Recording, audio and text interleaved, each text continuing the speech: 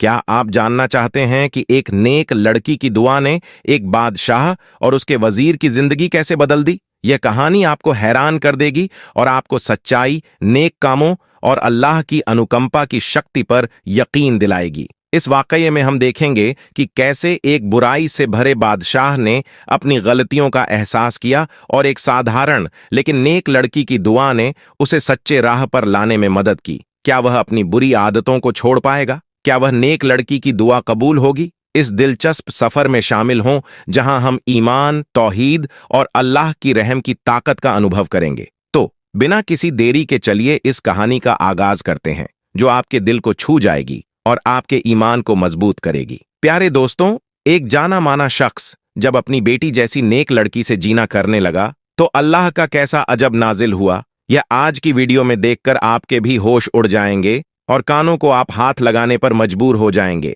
दोस्तों, जो लोग दूसरों की इज्जत खराब करते हैं, एक दिन उनके साथ क्या होता है, यह आप आज की वीडियो में बहुत अच्छी तरह जान जाएंगे। इसलिए आप सबसे गुजारिश बस इतनी है कि वीडियो को आखिर तक देखिएगा। दोस्तों, पुराने वक्तों की बात है कि एक मुल्क में एक बादशाह रहता था। यूं तो वह बहुत ही इंसाफ पसंद था और अपनी राया का बहुत ही ज्यादा ख्याल रखता था, लेकिन उसमें एक बुराई थी। वह जब भी कोई जवान और खूबसूरत लड़की को देख लेता तो उसे उठवाकर अपने महल में ले आता और एक रात उसके साथ गुजारने के बाद उसे छोड़ देता। ऐसा करने से उसकी ख्वाहिश तो पूरी हो जाती थी, लेकिन उस लड़की की जिंदगी खराब हो जाती। बादशाह का शिकार बनने वाली ज्यादातर लड़कियां जिंदगी भर के लिए या तो सहनी मारेजा बन जाती थीं या फिर अपनी जिंदगी खुद ही खत्म कर लेती थीं। इसके पीछे वजह यह थी कि बादशाह ताकत के लिए खास किस्म की दवा का इस्तेमाल करता था और उस लड़की पर जिस पर भी वह दवा असर कर जाती थी, उसका नतीजा कुछ ही दिनों में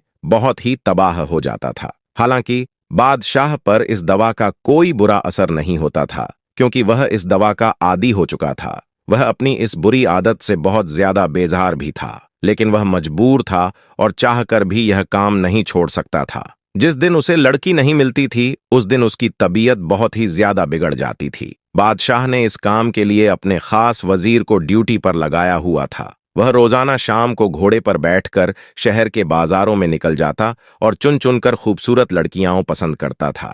फिर वह उनके घर वालों को मुंह मांगी रकम देकर लड़कियां खरीद लेता। इस तरह बादशाह अपनी हवस को पूरा करने के लिए न सिर्फ खुद को बल्कि उन लड़कियों की जिंदगी को भी तबाह कर रहा था। फिर तमाम लड़कियां बादशाह के सामने पेश करता और जो भी लड़की बादशाह को पसंद आ जाती, बादशाह के साथ रात गुजारने के लिए मुंतखब कर ले जाती और बाकी तमाम लड़कियां वापस भेज दी जाती थीं। लेकिन वापस भेजने से पहले वजीर उन लड़कियों को अपने कमरे में ले जाता था और एक एक पाई उनके जिस्म से वसूल करता था। यूं समझ लीजिए कि एक तरफ तो बादशाह इंतहा रहमदिल और नेक इंसान था और दूसरी तरफ को अपनी फितरत से मजबूर होकर राया की लड़कियों को बर्बाद कर रहा था। लोग इतनी दौलत देखकर खामोशी से अपनी बेटी बादशाह को पेश कर देते थे और कोई अगर शख्स अपनी बहन या बेटी देने से इनकार करता था तो वजीर अपने सिपाही बुलाकर जबरदस्ती लड़की को उठाकर महल में ले जाता था। उस वक्त मजीद गुजरा तो बादशाह का एहसाए नदामत हद से बढ़ गया। उसका जमीर उसे बरवक्त मुलामत करता और बुराई से रोकता था। कई बार बादशाह ने खुद से वादा किया कि वह आज के बाद ऐसा गलत काम नहीं करेगा, लेकिन अगले दिन जब वजीर उसके सामने हसीन लड़कियां लेकर आता तो बादशाह अपना वादा भूल जाता और फिर से वही गुनाह करना शुरू कर देता। दरअसल कहानी इस तरह से बन गई थी कि वजीर को भी बादशाह की तरह खूबसूरत लड़कियों से बदकारी का चस्का लग गया था। वह एक लड़की बादशाह को पेश करता, जबकि बाकी 2-3 लड़कियों को अपने घर ले जाता और कुछ दिन उन्हें पास रखकर अपना दिल बहलाता, फिर उन्हें वापस उनके घरों में पहुंचा देता था। जब भी बादशाह वजीर के सामने बुराई छोड़ने की बात करता तो वजीर उसे ऐसे तरीके से मुतमईन करता कि बादशाह उसकी बातों में आ जाता। वजीर की बीवी नहीं थी, वह बहुत अरसे पहले दुनिया से रुखसत हो गई थी, लेकिन उसकी एक जवान और बेहद खूबसूरत बेटी थी जो बहुत ही ज्यादा नेक थी। वह इतनी ज्यादा परहेजगार थी कि सारा दिन रोजा रखती और रात का पेस्टर हिस्सा इबादत में गुजार देती थी। वह बादशाह और अपने वजीर आप की बुरी आदतों से अच्छी तरह वाकिफ थी। वह हर वक्त इनको हिदायत के लिए दुआ करती और दिल ही दिल में उन सारी लड़कियों के बारे में सोचा करती थी जो उसके वजीर बाप और बादशाह की हवस का शिकार बनकर अपनी जिंदगियां बर्बाद कर बैठी थीं। वह तो बहुत परेशान और उदास हो जाती थी, लेकिन वह अपने बाप को समझा भी नहीं सकती थी, क्योंकि वह खुद एक जवान लड़की थी और किस तरह अपने मुंह से अपने आप से ऐसी बातें करती। लिहाजा वह सिर्फ उनकी हिदायत के लिए दुआ ही कर सकती थी, तो वह करती रहती थी। एक दिन बादशाह का दिल बहुत ही बेचैन था। वह सारे काम धंधे छोड़कर खामोशी से महल की छत पर चढ़ आया और आसपास का नजारा देखने लगा कि अचानक उसके कानों में किसी लड़की के रोने की आवाज आई। तो वह हैरान हो गया और आगे बढ़कर उसने आवाज की तरफ झांका तो क्या देखा कि साथ वाला घर, जो कि उसके वजीर का था, वहां सहन के बीच एक जवान और इंतहाई खूबसूरत लड़की जान नमाज पर बैठी दुआ मांग रही थी और साथ साथ हिचकियों में रो भी रही थी। बादशाह का तेजस्वी इंतहा को पहुंच गया और वह कान लगाकर सुनने लगा कि लड़की दुआ में क्या मांग रही है। फिर उसकी हैरत की इम्तिहान रही जब उसने सुना कि वह खूबसूरत लड़की रो रो कर उसके और अपने बाप के लिए हिदायत की दुआ मांग रही थी।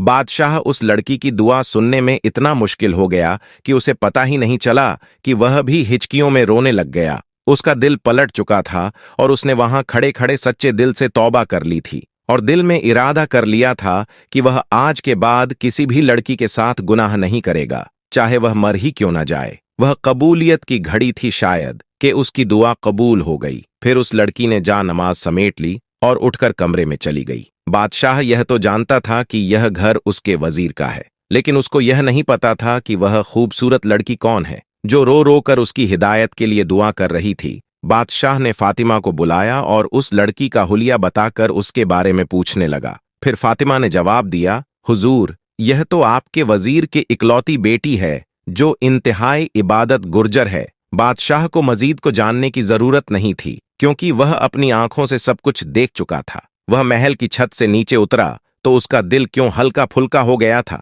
जैसे उसने कभी कोई गुनाह किया ही ना हो। बादशाह ने इस वक्त सदका दिया और बहुत से गरीबों में खाना दक्षिण किया। जब शाम हुई तो बादशाह का वजीर 3 खूबसूरत लड़कियां लेकर उसकी खिदमत में हाजिर हुआ और कहने लगा कि हुजूर, इनमें से एक अपने लिए पसंद कर लीजिए। लेकिन बादशाह सच्ची तौबा कर चुका था, लिहाजा उसने वजीर को सख्ती से मना कर दिया कि आज के बाद तुम मेरे लिए कोई लड़की नहीं लाओगे। इन तीनों को इज्जत के साथ उनके घरों में छोड़ो। यह सुनकर वजीर परेशान हो गया और सोचने लगा कि अगर बादशाह ने इस काम से अच्छी तौबा कर ली तो वह मुफ्त में हसीनो जमीन लड़कियों से कैसे लुत्फ हासिल करेगा। बादशाह को कायल करने लगा कि यह काम आपका हक है और यह काम तो आप हमेशा से करते आए हैं। लेकिन बादशाह ने उसकी एक न मानी। जो वजीर अपनी बातों से पास न आए तो बादशाह ने अचानक कहा कि ठीक है, मैं यह काम करने को तैयार हूं, लेकिन लड़की मैं पहले से पसंद कर चुका हूं। तो वजीर जल्दी से बोला कि आप हुक्म करें, मैं लड़की अभी आपकी खिदमत कर दूंगा। फिर बादशाह ने जवाब में कहा कि आज मैं छत पर गया था तो तुम्हारी बेटी मुझे सहन में नजर आई। बाखुदा उस जैसी हसीन तो मैंने आज तक अपनी पूरी जिंदगी में कभी नहीं देखी। आज रात मेरे लिए वहीं ले आओ। बादशाह की यह बात सुनकर वजीर लर्ज गया। वह अपनी इकलौती बेटी से बहुत ही ज्यादा प्यार करता था और कभी भी उसके लिए ऐसा सोच भी नहीं सकता था। फिर वह भी जानता था कि जो लड़की बादशाह के साथ एक रात गुजार ले, या तो वह पागल हो जाती है या मर जाती है। वह अपनी बेटी की ऐसी हालत कैसे बर्दाश्त कर सकता था। बादशाह के पैरों में गिर गया और माफी मांगने लगा, लेकिन बादशाह अपनी बात से पीछे हटने का नाम ही नहीं ले रहा था।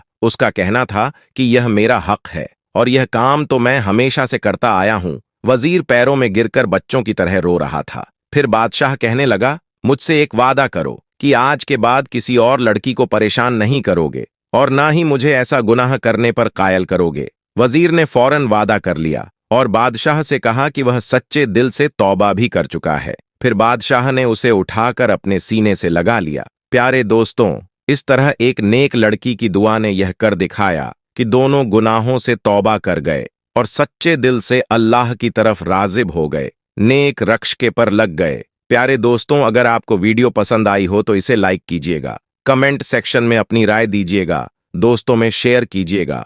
जाते जाते एक बार फिर कंफर्म कर लें कि आपने हमारा चैनल सब्सक्राइब कर रखा है। अगर नहीं तो फौरन सब्सक्राइब करते हुए बेल आइकन को क्लिक कर लें ताकि हमारे आने वाली वीडियो का नोटिफिकेशन आपको मिलता रहे। अपना ख्याल रखें और आने वाली वीडियो में आपसे दोबारा मुलाकात होगी। तब तक के लिए अल्लाह हाफिज।